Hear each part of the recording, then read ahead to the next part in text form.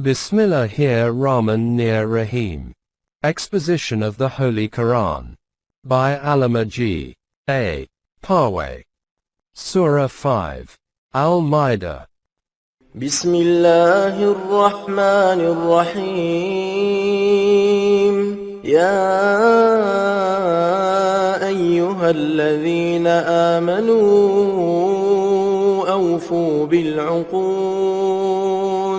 أحلت لكم بهيمة الأنعام إلا ما يتلى عليكم غير محل الصيد وأنتم حرم إن الله يحكم ما يريد. 1. O Jamaat al-Mu'minin. Observe the restrictions imposed on you by Allah carefully. He has made animals which graze, lawful for you, as food, excepting those for which instructions have been given separately. 2. 173, 5. 3. If you are in the state of pilgrimage, do not hunt these animals. Verily, Allah ordains what He deems proper. يا أيها الذين آمنوا لا تحلوا شعائر الله ولا الشهر الحرام ولا الهدي ولا القلائد ولا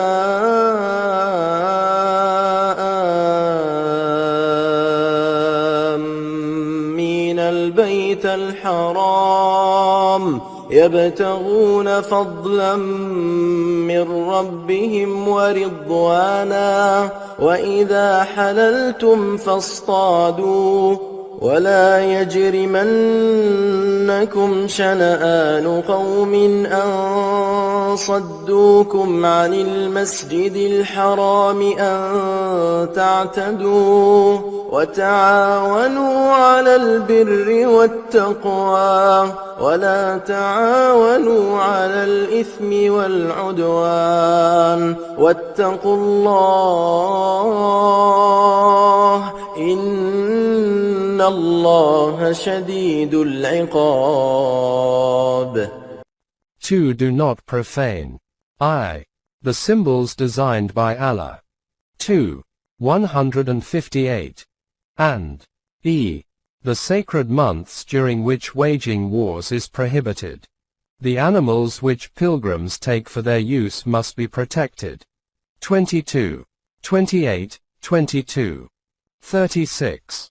Those who go for pilgrimage must not be ill-treated so that they may be in a position to seek the bounties of their sustainer and his accord and discuss their programs and plans peacefully when Hajj is over. You may resort to hunting again in Mecca. You will meet those who inflicted great hardships on you for a long time, even obstructing your entry to the Kaaba. Now you have overcome them, but the feeling of revenge should not prevent you from doing justice to them and induce you to indulge in excesses. 5. 8. Cooperate with one another in matters dealing with the welfare of humanity. Adhere to the laws of Allah. Let the action of your enemies be judged by the law of Mukafat. حرمت عليكم الميتة والدم ولحم الخنزير وما أهل لغير الله به والمنخنقة والموقوذة والمتردية والنطيحة وما أكل السبع إلا ما ذكيتم وما ذبح على النصب وأن تستقسموا بالأزلام ذلكم فسق. اليوم يئس الذين كفروا من دينكم فلا تخشوهم واخشون. اليوم أكملت لكم دينكم وأتممت عليكم نعمتي ورضيت لكم الإسلام دينا. فمن اضطر في مخمصة غير متجانف لإثم فإن الله غفور رحيم. 3. Allah has declared the following to be haram. 2. 173. 1. Carrion. 2. Flowing blood. 6. 146. 3. The flesh of swine. 4. That which has been dedicated to someone other than Allah. 5. That which has been killed by strangling or by being gored. 6. That which has been partly eaten by a wild beast unless you have slaughtered it properly before its death. 7. That which has been sacrificed on altars. 8. That which has been apportioned by means of divining arrows, a superstitious custom amongst the mushrikeen at that time, as such things would take you away from the right path. However, if one is faced with a situation when he can find nothing else to eat except the above, and his life is threatened, then he can partake of what has been declared haram provided he is driven to it by starvation and not out of greed or the desire to violate the divine laws. 2. 173. Your adversaries who had rejected your deen have now given up hope of reaching any compromise with you. They will confront you openly now. Do not be afraid of them. Your ascendancy over them has been completely established, and thus Allah has bestowed His full blessings upon you, and Islam has been assigned for you as your deen, so there is no need for fear or compromise. You should only fear the consequences of disobeying Allah's laws. And most certainly Allah is the Protector and the Rahim. يسألونك ماذا أحل لهم قل أحل لكم الطيبات وما علمتم من الجوارح مكلبين تعلمونهن مما علمكم الله فكلوا مما أمسكن عليكم واذكروا اسم الله عليه واتقوا الله إن الله سريع الحساب. 4 people ask you, O Rasul, what is made lawful for them? Tell them that accepting what is haram, all pleasant things are halal. You can also eat the flesh of animals seized by your beasts of prey, whom you have trained by means of the capability given to you by Allah. You must pronounce the name of Allah over these animals and thus take good care of laws of Allah, who is swift in reckoning. اليوم أحل لكم الطيبات وطعام الذين أوتوا الكتاب حل لكم وطعامكم حل لهم والمحصنات من المؤمنات والمحصنات من الذين أوتوا الكتاب من قبلكم إذا آتيتموهن أجورهن محصنين غير مسافحين ولا متخذي أخدان ومن يكفر بالإيمان فقد حبط عمله وهو في الآخرة من الخاسرين. 5. To reiterate, accepting that which has been declared to be haram, you may partake everything else which is good and pleasant for you. Also lawful for you is the food prepared by those who were given the book, provided it does not contain that which is prohibited to you, and if they also partake of your food. Chaste and Momen women are lawful for you in marriage, and also chaste women from amongst the people who were given the book before you, provided you give them their dower and marry them for the purpose of leading a conjugal life and not for the mere satisfaction of your lust. Do not have a secret relationship with 4:25. Those who do so exchange deen for ka. All their actions are rendered waste, and in the hereafter they will be the losers. يا أيها الذين آمنوا إذا قمتم إلى الصلاة فاغسلوا وجوهكم وأيديكم إلى المرافق وامسحوا برؤوسكم وأرجلكم إلى الكعبين وإن كنتم جنبا فاطهروا وإن كنتم مرضى أو على سفر أو جاء أحد منكم من الغائط أو لامستم النساء فلم تجدوا ماء فتيمموا صعيدا طيبا فامسحوا بوجوهكم وأيديكم منه ما يريد الله ليجعل عليكم من حرج ولكن يريد ليطهركم وليتم نعمته عليكم لعلكم تشكرون. 6. O Jamaat al-Mu'minin, at the time of Salat wash your faces and your hands and arms up to the elbows and pass your wet hands lightly over your head and wash your feet up to the ankles. If you have cohabited with your wives, then take a full bath.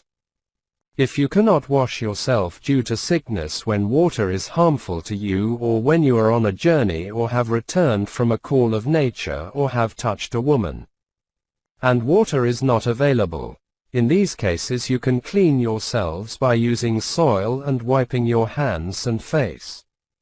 4:43. Allah does not want to impose hardships upon you. His intentions is only to keep you in a clean state so that he can bestow the full measure of his blessings upon you and your efforts may fructify. واذكروا نعمة الله عليكم وميثاقه الذي واثقكم به إذ قلتم سمعنا وأطعنا واتقوا الله إن الله عليم بذات الصدور. 7. Keep in mind the blessings bestowed on you by Allah and the covenant made with him by you, saying, we have heard and we will obey, therefore fulfill your covenant by adhering to the laws of Allah. Allah's law of mukafat is aware even of what is harbored within you. يا أيها الذين آمنوا كونوا قوامين لله شهداء بالقسط ولا يجرمنكم شنآن قوم على ألا تعدلوا اعدلوا هو أقرب للتقوى واتقوا الله إن الله خبير بما تعملون. 8. O Jamaat al-Mu'minin, always stand up for justice in the cause of Allah. Let not the enmity of others towards you make you deviate from the path of justice. Always, and in all circumstances, act justly. This is akin to taqwa. Always adhere to the laws of Allah, who is aware of all that you do. وعد الله الذين آمنوا وعملوا الصالحات لهم مغفرة وأجر عظيم والذين كفروا وكذبوا بآياتنا أولئك أصحاب الجحيم. 9 to 10. Allah has promised that for those who believe and do good, there will be protection and great reward. On the other hand, Jahim shall be the abode of those who reject Allah's laws outright and those who profess to believe in them, but whose profession is belied by their actions. يا أيها الذين آمنوا اذكروا نعمة الله عليكم إذ هم قوم أن يبسطوا إليكم أيديهم فكف أيديهم عنكم واتقوا الله وعلى الله فليتوكل المؤمنون. 11 O Jamaat al-Mu'minin, recollect the blessings which Allah showed to you when a certain people were bent upon acting high-handedly towards you. He restrained their hands. Therefore, you should adhere to Allah's laws and repose your trust in Him. ولقد أخذ الله ميثاق بني إسرائيل وبعثنا منهم 12 نقيبا وقال الله إني معكم لئن أقمتم الصلاة وآتيتم الزكاة وآمنتم برسلي وعزرتموهم وأقرضتم الله قرضا حسنا لأكفرن عنكم سيئاتكم ولأدخلنكم جنات تجري من تحتها الأنهار فمن كفر بعد ذلك منكم فقد ضل سواء السبيل. 12 Allah had taken a covenant from the Bani Israel and had raised 12 leaders guardians from amongst them. Allah had assured him that if they established the order of Salat and Zakat, had faith in Allah's rusul supporting their mission, and gave a loan to Allah for humanity's betterment, then He would certainly be with them, removing their weaknesses and admitting them into gardens wherein streams flow. But whoever turns back after this will drift from the path of prosperity in life. فبما نقضهم ميثاقهم لعناهم وجعلنا قلوبهم قاسية يحرفون الكلم عن مواضعه ونسوا حظا مما ذكروا به ولا تزال تطلع على خائنة منهم إلا قليلا منهم فاعف عنهم واصفح إن الله يحب المحسنين. 13 When the Bani Israel breached the covenant, they deprived themselves of the blessings of Allah and their hearts were hardened. 2:74 They tampered with the phraseology of divine revelation and even set aside a portion of their commandments. They will continue to indulge in similar activities, and you will always discover deceit in them excepting a few of them. So forbear and overlook. Allah likes those who lead a balanced life. ومن الذين قالوا إنا نصارى أخذنا ميثاقهم فنسوا حظا مما ذكروا به فأغرينا بينهم العداوة والبغضاء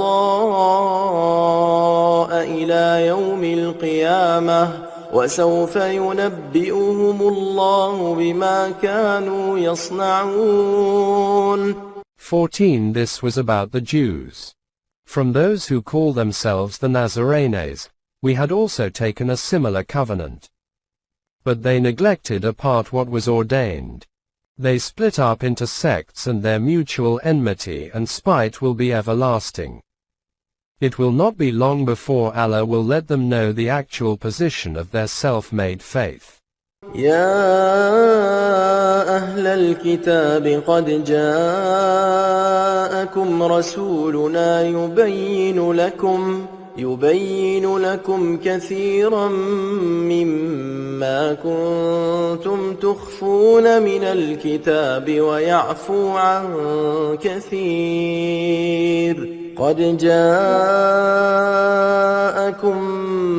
من الله نور وكتاب مبين يهدي به الله من اتبع رضوانه سبل السلام ويخرجهم من الظلمات إلى النور بإذنه ويهديهم إلى صراط مستقيم. 15 to 16 OAHL Al-Kitab. Our Rasul has come to you to lay open much that you were wont to conceal in your scriptures. He will overlook many of your shortcomings. A light has assuredly come to you from Allah, i.e., a book of illumination by which he will guide those who wish to follow the path of peace and complete harmony. He will bring him out of darkness into light and direct him to the straight path of success and prosperity in life. لقد كفر الذين قالوا إن الله هو المسيح ابن مريم قل فمن يملك من الله شيئا إن أراد أن يهلك المسيح ابن مريم وأمه ومن في الأرض جميعا ولله ملك السماوات والأرض وما بينهما يخلق ما يشاء والله على كل شيء قدير. 17 Those who deify Messiah, son of Mary, indeed commit kafir. O Rasul, ask them who could stop Allah if he wished to destroy the Messiah, son of Mary, his mother and all who were on the earth. All power and authority in the entire universe belongs to Allah alone. He creates what he wishes and provides a measure for everything. وقالت اليهود والنصارى نحن أبناء الله وأحباؤه قل فلم يعذبكم بذنوبكم بل أنتم بشر ممن خلق يغفر لمن يشاء ويعذب من يشاء ولله ملك السماوات والأرض وما بينهما وإليه المصير. 18 Jews and Christians say, we are the beloved children of Allah and notwithstanding what we do, paradise belongs to us. Ask them, O Rasul. Why then does Allah punish you from time to time for your wrongdoings? Even your scriptures are replete with accounts of your shortcomings and your sufferings. You are not the beloved children of Allah. You are like others whom He has created. Both forgiveness and punishment are determined by Allah's law of mukafat. Allah's authority dominates the entire universe. All human beings are accountable to Him and will be judged according to the law of mukafat. يا أهل الكتاب قد جاءكم رسولنا يبين لكم على فترة من الرسل أن تقولوا ما جاءنا من بشير ولا نذير فقد جاءكم بشير ونذير والله على كل شيء قدير. 1908 Al-Kitab. Our Rasul has come to you at a time when the light kindled by the previous Rusul had become dimmed through the misdoings of their followers, and their teachings were made ineffective.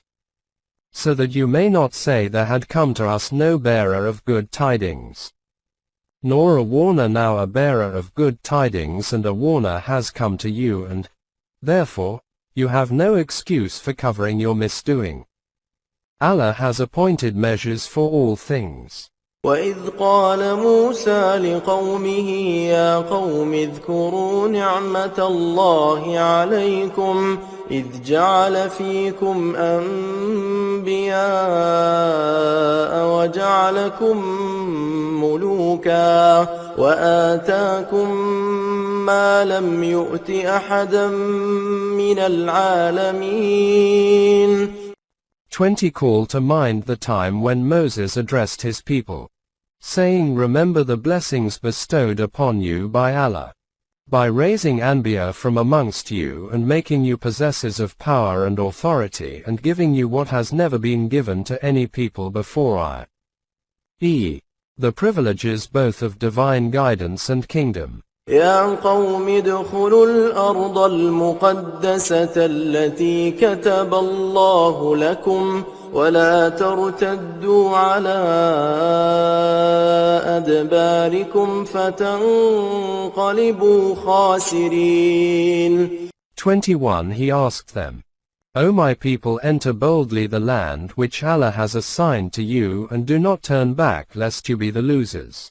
قالوا يا موسى إن فيها قوما جبارين وإنا لن ندخلها حتى يخرجوا منها فإن يخرجوا منها فإنا داخلون. 22 They said to Moses, therein live people who are most powerful and oppressive. Surely we will not enter that land till they are out of it. If they leave it, then we will certainly enter it. قال رجلان من الذين يخافون أنعم الله عليهما ادخلوا عليهم الباب فإذا دخلتموه فإنكم غالبون وعلى الله فتوكلوا إن كنتم مؤمنين. 23 Thereupon 2 men from amongst them who feared disobeying Allah's laws, and whom Allah had favored with his blessings, said, Why do you feel so weak and timid? Rush into the city through its gate. Once you have done that, you will be victorious. You should trust in Allah if you truly believe in Him. قالوا يا موسى إنا لن ندخلها أبدا ما داموا فيها فاذهب أنت وربك فقاتلا إنا هاهنا قاعدون. 24 They said, O Moses, never shall we enter the land while they are there. If you are so confident about Allah's help, you and your Rabb can go and fight with them. We will wait and see. قال رب إني لا أملك إلا نفسي وأخي فافرق بيننا وبين القوم الفاسقين. 25 Grieved by their attitude, Moses exclaimed, My Rabb, I have no control over anyone except myself and my brother. You should decide between the two of us and these unruly people. قال فإنها محرمة عليهم 40 سنة يتيهون في الأرض فلا تأس على القوم الفاسقين. 26. Thereupon Allah said, Let this land be forbidden to them for 40 years. They shall wander in the wilderness in utter distraction. Since this is the outcome of their own doings, you should not grieve for them. واتل عليهم نبأ ابني آدم بالحق إذ قربا قربانا فتقبل من أحدهما ولم يتقبل من الآخر قال لأقتلنك قال إنما يتقبل الله من المتقين. لئن بسطت إلي يدك لتقتلني ما أنا بباسط يدي إليك لأقتلك إني أخاف الله رب العالمين. إني أريد أن تبوء بإثمي وإثمك فتكون من أصحاب النار وذلك جزاء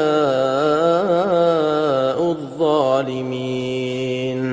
27 to 29 Isaac and Ishmael were brothers at first. Nubuwwat remained within the descendants of Isaac thereafter. However, it was bestowed upon Ishmael's descendant Muhammad, peace be upon him. The Jews were very envious of this. To illustrate the results of envy, Allah relates to them, in due form, the story of the two sons of Adam. Two persons, each of them made an offering to Allah. The offering of one of them was accepted, and that of the other was not. Thereupon, the one whose offering was rejected said to the other out of anger and spite, I will surely kill you. The other replied, I have done nothing against you that you should kill me. Allah accepts the offering from the muttaqin. You may stretch forth your hand to kill me, but I will not do so. I am very much afraid of disobeying Allah's laws. It may, however, come about that in defending myself some harm may come to you. You will be responsible both for your intention to kill me and the injury you might receive at my hands. You will be the dweller of Jahannam. This is the recompense of Zalimin. فطوعت له نفسه قتل أخيه فقتله فأصبح من الخاسرين. 30. Despite what his brother said, Cain made up his mind to slay his brother and indeed did so, and thus became one of the losers. فبعث الله غرابا يبحث في الأرض ليريه كيف يواري سوءة أخيه قال يا ويلتى أعجزت أن أكون مثل هذا الغراب فأواري سوءة أخي فأصبح من النادمين. 31. He killed his brother in anger, but when his anger subsided, he was regretful. It so happened that he saw a raven scratching the earth. This made him think that the raven was suggesting to him that he should have covered his brother's fault instead of killing him. When this dawned upon him, he became extremely ashamed of himself. من أجل ذلك كتبنا على بني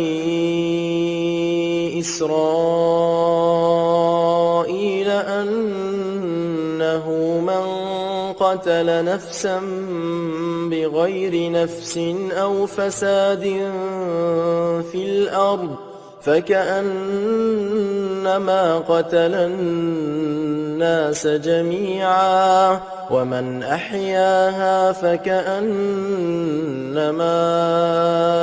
أحيا الناس جميعا ولقد جاءتهم رسلنا بالبينات ثم إن كثيرا منهم ثم إن كثيرا منهم بعد ذلك في الأرض لمسرفون. 32. Unjust murder is such a heinous crime that we laid down for the Bani Israel that if one kills another except as a punishment for murder or for spreading disorder in the land, it shall be as if he has killed all mankind. On the other hand, if one saves the life of a single person, it shall be as if he has saved the lives of all mankind. Our Rusul came with instructions as clear as this, but the majority of them continued to commit excesses. إنما جزاء الذين يحاربون الله ورسوله ويسعون في الأرض فسادا أن يقتلوا أو يصلبوا أو تقطع أيديهم وأرجلهم من خلاف أو ينفوا من الأرض ذلك لهم خزي في الدنيا ولهم في الآخرة عذاب عظيم. إلا الذين تابوا من قبل أن تقدروا عليهم فاعلموا أن الله غفور رحيم. 33 to 34. The recompense of those who are against the divine system and go about spreading disorder in the land is execution, crucifixion, physical restraint and banishment from the country. This is their punishment and disgrace in this world, and in the hereafter they will have even greater chastisement if they surrender and repent before they are overpowered. They may secure Allah's protection and rahmat. يا أيها الذين آمنوا اتقوا الله وابتغوا إليه الوسيلة وجاهدوا في سبيله لعلكم تفلحون. 35. O Jamaat al-Mu'mineen, adhere to Allah's laws and try to secure a high rank in His eyes. For this you should strive hard in the cause of Allah. This is how you will be successful in your efforts. إن الذين كفروا لو أن لهم ما في الأرض جميعا ومثله معه ليفتدوا به من عذاب يوم القيامة ما تقبل منهم ولهم عذاب أليم. يريدون أن يخرجوا من النار وما هم بخارجين منها ولهم عذاب مقيم. 36 to 37. Those who oppose the divine order will not be able to protect themselves from torment on the day of reckoning, even if they possessed all the treasures of the world twice over and offered it as ransom, since this ransom would not be accepted, for a grievous suffering awaits them. No matter how much they want to flee from Jahannam, they will not be able to do so. A long-lasting suffering awaits them. والسارق والسارقة فاقطعوا أيديهما جزاء بما كسبا نكالا من الله والله عزيز حكيم. فمن تاب من بعد ظلمه وأصلح فإن الله يتوب عليه إن الله غفور رحيم. 38 to 39. As to a thief, man or woman, such restrictions should be imposed on them which render them incapable of committing such crime.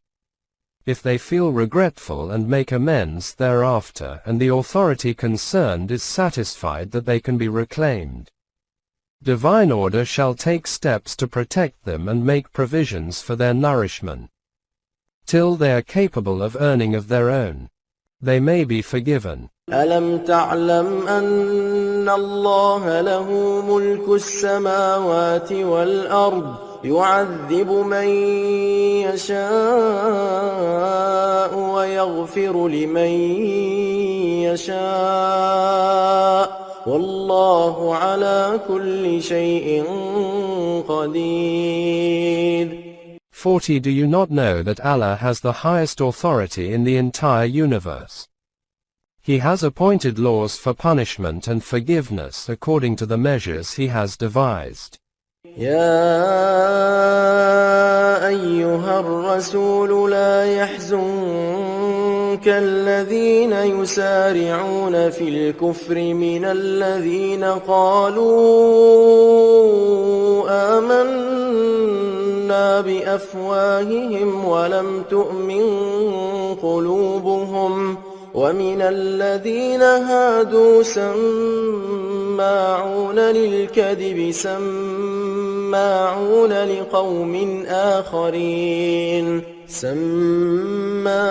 لقوم آخرين لم يأتوك يحرفون الكلم من بعد مواضعه يقولون إن أوتيتم هذا فخذوه وإن لم تؤتوه فاحذروا ومن يرد الله فتنته فلن تملك له من الله شيئا أولئك الذين لم يرد الله أن يطهر قلوبهم لهم في الدنيا خزي ولهم في الآخرة عذاب عظيم. 41. O Rasul, let not those people cause you grief who run headlong towards Ka. They are, I, those who profess to be believers but, in fact, are not, and from amongst the Jews. They come to you so that going back to their companions they may coin lies. They pervert the words of their scriptures and say to their followers, if the believers give you something like this you should accept it, otherwise be wary of it. None will be able to save those who create a fitna from Allah's chastisement. These are the people who do not want that their hearts should be purified. For them there is disgrace in this world and great chastisement in the hereafter. سماعون للكذب أكالون للسحت فإن جاءوك فاحكم بينهم أو أعرض عنهم وإن تعرض عنهم فلن يضروك شيئا وإن حكمت فاحكم بينهم بالقسط إن الله يحب المقسطين. 42. To reiterate, the Jews listen to you only to coin lies. They devour that which is unlawful. Their religious leaders have the authority to decide their disputes, but they adopt a very cunning technique. If they want to favor a person and feel that judgment according to Muslim law will be favorable to them, they advise him to go to the Rasul. O Rasul, they come to you for judgment. It is up to you to take up the case or decline to interfere. If you decline, it will do you no harm, but if you judge between them, judge justly. Allah likes those who judge fairly. وكيف يحكمونك وعندهم التوراة فيها حكم الله ثم يتولون من بعد ذلك وما أولئك بالمؤمنين. 43. It is surprising that they come to you for judgment, when they have the Torah with them and they profess that it contains Allah's commandments. They turn away from the Torah. The truth is that they do not really believe in anything. Leave aside their own book. إنا وأنزلنا التوراة فيها هدى ونور يحكم بها النبيون الذين أسلموا للذين هادوا والربانيون والأحبار بما استحفظوا من كتاب الله وكانوا عليه شهداء فلا تخشوا الناس واخشوني ولا تشتروا بآياتي ثمنا قليلا ومن لم يحكم بما أنزل الله فأولئك هم الكافرون. 44. The fact is that we had sent them the Torah which contained guidance and light. Their Anbiya who surrendered to Allah's laws used to settle their disputes according to it. The rabbis and guardians of law who were vested with the responsibility of safeguarding Allah's revelation, and they also bore witness to its truth, did likewise. So, O Jews, fear none except me and do not barter my injunctions for a paltry price. Mark this. Those who do not decide their affairs according to what Allah has revealed, they are the one who in fact are the kafirin. وكتبنا عليهم فيها أن النفس بالنفس والعين بالعين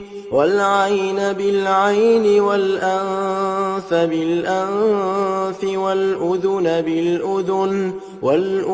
بالأذن والسن بالسن والجروح قصاص فمن تصدق به فهو كفارة له ومن لم يحكم بما أنزل الله فأولئك هم الظالمون. 45. In that book, the Torah, we had laid down the law for them. Life for life, eye for eye, nose for nose, ear for ear and tooth for tooth, and for other injuries like for like. If the injured person forgoes retaliation out of kindliness, this will serve as an atonement for the criminal's wrongdoing, as for the judges they should remember. Those who do not judge according to what Allah has revealed are, in fact, the Zalimin. وقفينا على آثارهم بعيسى ابن مريم مصدقا لما بين يديه من التوراة وآتيناه الإنجيل فيه هدى ونور ومصدقا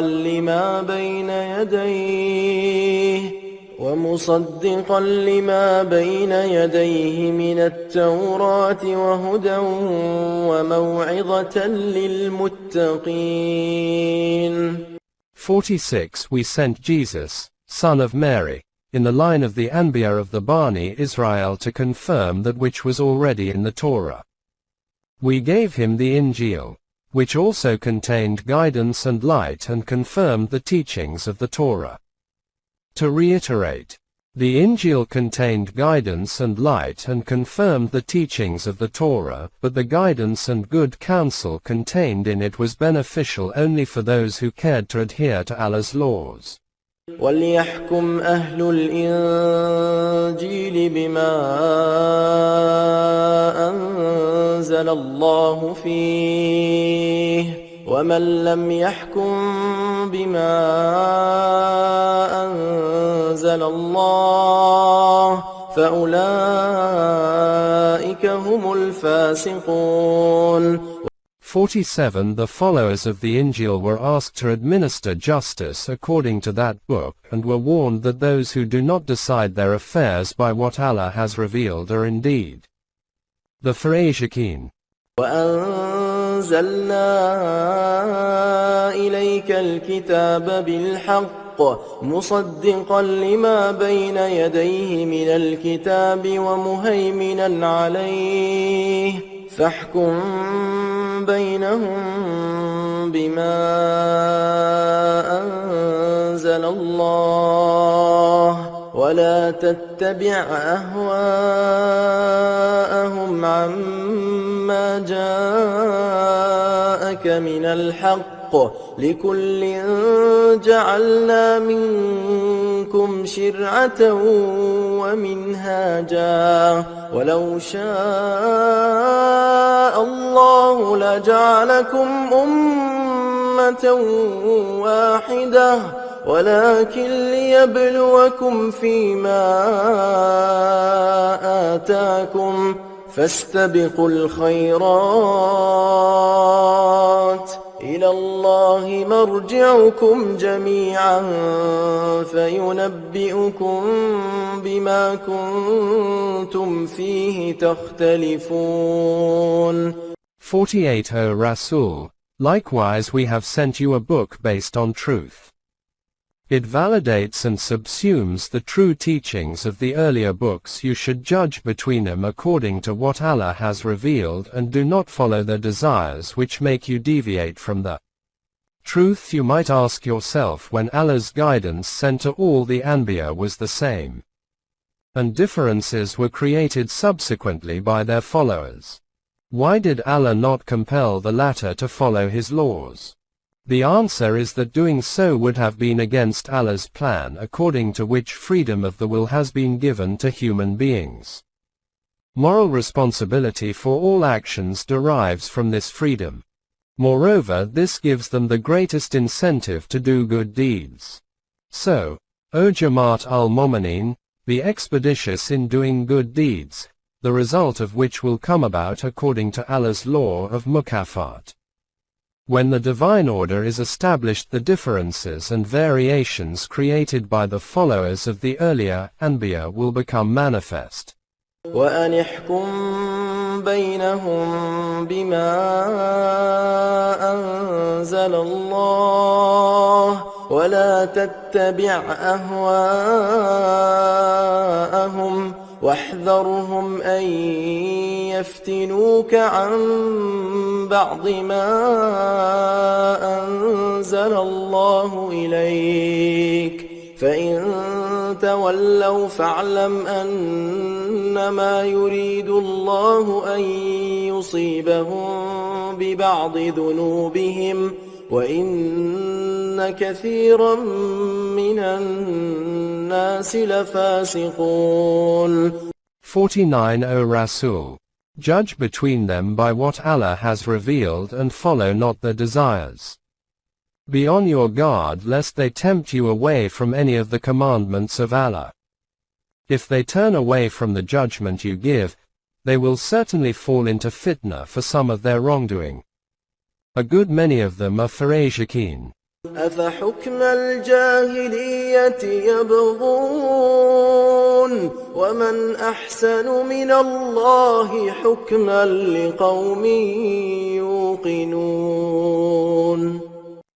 50 Those who turn away from the judgment you give, in fact, wish to revert to the time of Jahiliyyah. But the true Mu'mineen know that there can be no law or system better than the one given by Allah.